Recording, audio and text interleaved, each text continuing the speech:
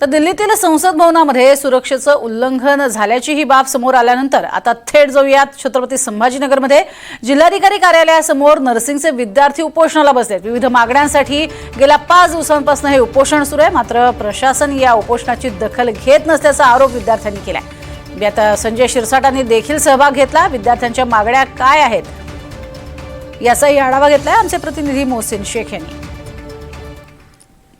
तुम्ही किती दिवसापासून इथे बसलात आणि काय मागण्या आहेत तुमच्या? नमस्कार साहेब, मी सचिन खंदारे। गेल्या 5 दिवसापासून मी इथे उपोषणाला बसले, आमरण उपोषणाला बसलेले। कुठल्याही अन्नाचा आणि पाण्याचा मी त्याग केलेला आहे। जोपर्यंत माझ्या मागण्या मान्य होत नाही, माझ्या विद्यार्थ्यांच्या मागण्या मान्य होत नाही, तोपर्यंत हे आमरण उपोषण चालू राहील।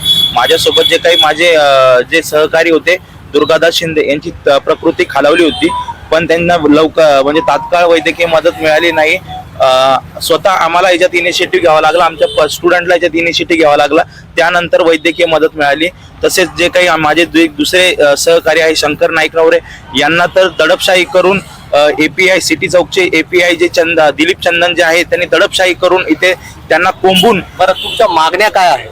आमच्या मागण्या एवढ्या आहे साहेब, जे काही 10 जून रोजी अधिसूचना जारी केली आहे महाराष्ट्र शासनाने, जी की डीएमआर वैद्यकीय शिक्षण मंडळ हे परिचारिका भरती घेत असतं, त्यामध्ये 80% जागा या महिलांना आणि 20% या जागा पुरुषांना दिल्या गेल्या आहे।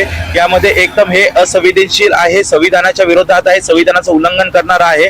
जे की आपल्याला संविधान सांगतं की कुठल्याही जन्मस्थळ, नावावरती, वंशावरती आणि लिंगावरती कुठलेही आपल्याला भेदभाव करता येत नाही, पण हे महाराष्ट्र शासन त्यांना लिंगता करत आहे, लिंगभेद करत आहे। उपोषण करतायत, मात्र त्यांच्या उपोषणाची दखल घेतली जात नसल्याचा त्यांचा आरोप आहे आणि त्यांच्या या सगळ्या मागण्यांकडे देखील दुर्लक्ष केलं जात असल्याचा आरोप आहे। आता या सगळ्या त्यांच्या आंदोलनाची आज तरी दखल घेतली जाते का हे पाहणं महत्त्वाचं असं आहे। मात्र गेल्या 5 दिवसांपासून ते छत्रपती संभाजीनगरच्या जिल्हाधिकाऱ्याच्या कार्यालयासमोर उपोषण करतायत। मोहसिन शेख, NDTV, छत्रपती संभाजीनगर।